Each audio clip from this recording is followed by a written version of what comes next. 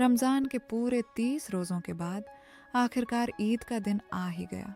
सुबह की हल्की ठंडी हवा, सूरज की नरम किरणें और पूरे गांव में एक अलग ही रौनक थी। बच्चों की तो जैसे खुशी का ठिकाना ही नहीं था। कोई अपनी नई टोपी संभाल रहा था, कोई नए जूतों की आवाज़ में ही खुश हो रहा था। हर चेहरा चमक रहा था। लेकिन इसी खुशियों के बीच एक छोटा सा बच्चा भी था, हामिद।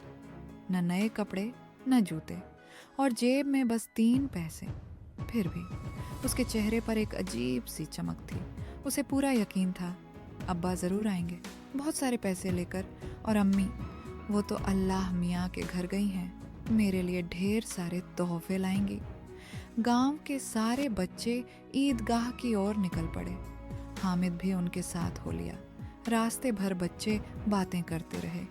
अरे, जिन्नत सच में होते हैं और पुलिस वाले सब पकड़ लेते हैं। हामिद बस चुपचाप सुनता रहा और हल्के से मुस्कुरा देता। ईदगाह पहुंचे, सबने मिलकर नमाज अदा की और फिर एक दूसरे को गले लगाकर कहा, ईद मुबारक। नमाज के बाद असली मज़ा शुरू हुआ। मेला, चारों तरफ रंग बिरंगे झूले, मिठाइयों की खुशबू और खिलौनों से सजी दुकानें।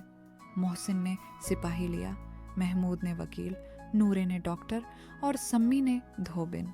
सब अपने अपने खिलौनों में खो गए। लेकिन हामिद, वो अब भी अपने 3 पैसों को कसकर पकड़े हुए था। क्या लूं, मिठाई या खिलौना? उसका मन बार बार डगमगा रहा था। तभी उसकी नज़र एक चीज़ पर पड़ी, एक लोहे का चिमटा, और उसी पल उसे अपनी दादी याद आ गई। जब वो रोटी बनाती है तो कितनी बार उनके हाथ जल जाते हैं। हामिद की आंखों में हल्की सी चिंता आ गई। उसने धीरे से खुद से कहा, अगर मैं ये चिमटा ले जाऊं तो दादी के हाथ कभी नहीं जलेंगे।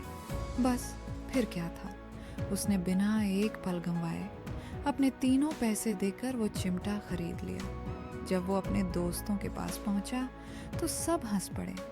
अरे हामिद, ये क्या ले आया? चिमटा? ये भी कोई खिलौना है? हामिद ने मुस्कुराते हुए जवाब दिया, तुम्हारे खिलौने गिरते ही टूट जाएंगे, लेकिन मेरा चिमटा, ये तो आग में भी जाएगा और फिर भी कुछ नहीं होगा। उसकी बात में एक अजीब सी सच्चाई थी और कुछ ही पल में सबकी हंसी चुप्पी में बदल गई। सबसे खूबसूरत पल जब हामिद घर पहुंचा। दादी अमीना ने पूछा, क्या लाया बेटा? जैसे ही हामिद ने चिमटा दिखाया, अमीना थोड़ा नाराज हो गई। अरे, तूने कुछ खाने पीने के बजाय ये क्या ले लिया? हामिद ने मासूमियत से कहा, दादी, तुम्हारे हाथ जल जाते हैं ना, इसलिए लाया हूँ, बस। इतना सुनते ही अमीना की आंखें भर आईं। उन्होंने हामिद को जोर से गले लगा लिया। उस पल में गरीबी हार गई और प्यार जीत गया। कभी कभी सबसे छोटा तोहफा सबसे बड़ा प्यार लेकर आता है।